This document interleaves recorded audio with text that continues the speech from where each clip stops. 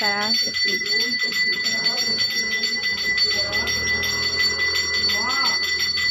நல்லபடியா எல்லாரும் வீட்டுக்கு கிளம்பணும். இந்த தூண் துணையா இருக்கணும்.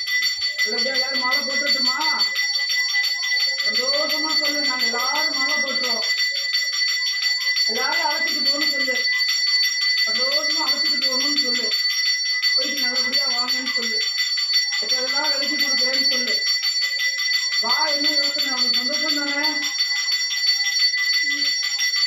உடனே சொல்லு. 5 நிமிஷம் எல்லாம் என்னால வெயிட் பண்ண முடியாது. வா